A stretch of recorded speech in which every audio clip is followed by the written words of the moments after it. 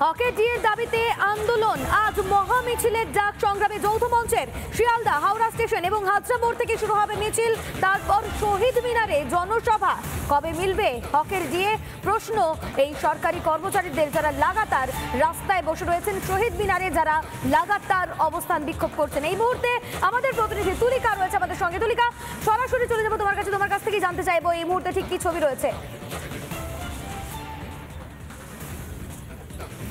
দেখো, 358 দিন হয়ে গিয়েছে এখনো পর্যন্ত হকের ডিএর দাবিতে এবং আরও বেশ কয়েক দফা দাবি নিয়ে যারা আন্দোলনকারীরা রয়েছেন তারা কিন্তু ইতিমধ্যেই তারা অবস্থান বিক্ষোভ করছেন। কিন্তু এখনো পর্যন্ত যেহেতু তাদের যে দাবি সেই দাবি পূরণ না হওয়ায় আজকে তারা মহা মিছিলের ডাক দিয়েছেন। আজকে ঠিক দুপুর 12টায় হাওড়া স্টেশন, শিয়ালদা স্টেশন এবং হাজরা মোড় এই তিনটে পয়েন্ট থেকে মিছিল আসবে ঠিক এই শহীদ মিনারে। তুমি দেখতে পাচ্ছ ইতিমধ্যেই সভা প্রস্তুত করা হয়ে গিয়েছে এবং অনেকেই রয়েছেন যারা যারা যারা সরকারি কর্মী, যারা এই সংগ্রামী যৌথ মঞ্চের সঙ্গে যুক্ত রয়েছে তারা ইতিমধ্যে এসে উপস্থিত হয়েছেন এবং আরও ধীরে ধীরে যারা মিছিল করে এই এই এই যে তোমার ময়দান রয়েছে, শহীদ মিনার প্রাঙ্গণ রয়েছে, সেখানে তারা উপস্থিত হবেন এবং তাদের মূল যে দাবি অর্থাৎ এই আজকের দিনে তারা এই 19 তারিখ তারা একদিকে যেরকম মহা মিছিল করছেন এবং তারা দাবি করেছিলেন ইতিমধ্যেই যে যদি আজকের পর্যন্ত অর্থাৎ এই 19 তারিখের মধ্যে যদি মুখ্যমন্ত্রী মমতা বন্দ্যোপাধ্যায় তাদের প্রতিনিধিদের সঙ্গে কথা না বলেন তাহলে হয়তো বা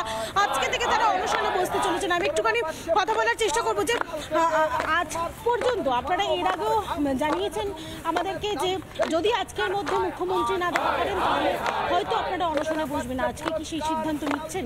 এখনো তো মুখ্যমন্ত্রী দেখা করেন না, আজকের দিনটা তো এখনো সময় রয়েছে। আমরা বলেছি 19 তারিখে মহা মিছিল হবে। 19 তারিখ ওনাকে সময় দেওয়া হয়েছে। 19 তারিখের মধ্যে আপনি আপনার কর্মচারীদের সাথে দেখা করুন, এই বিষয়টা মিটিয়ে নিন। আজকের 19 তারিখ পুরো দিনটা আমরা ওয়েট করব, রাত অবধি ওয়েট করব, 12টা পর্যন্ত ওয়েট করব। কারণ আমাদের কথা যখন বলেছি 19 তারিখ পর্যন্ত অপেক্ষা করব, আমরা 19 তারিখ পর্যন্ত অপেক্ষা করব। 20 তারিখ থেকে আমরা অনশনে বসবো। যদি আজকে মুখ্যমন্ত্রী বা সরকারের কোনো প্রতিনিধি এসে আলোচনায় না বসেন, আমরা লাগাতার অনশনে বসবো। পরবর্তীতে আমরা 29শে জানুয়ারি থেকে লাগাতার ধর্মঘটের পক্ষে হাঁটতে বাধ্য হব। এই মুহূর্তে আমরা একবার শুনে নেব আহ্বায়ক ভাস্কর ঘোষ, তিনি ঠিক কি বলেছেন শুনুন।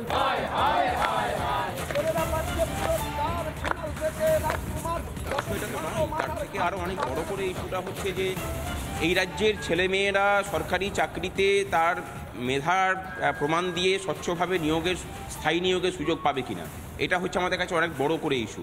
অনেক বড় ইস্যু যে ছাত্রছাত্রীদের সামনে শিক্ষার যে অধিকার, সেই অধিকারকে কেড়ে নেওয়া হচ্ছে, স্কুল বন্ধ হচ্ছে। এই সমস্যাগুলোর সমাধান হওয়া প্রয়োজন এবং অস্থায়ী কর্মচারীদের যেভাবে শোষণ চলছে সেই শোষণটা বন্ধ হওয়া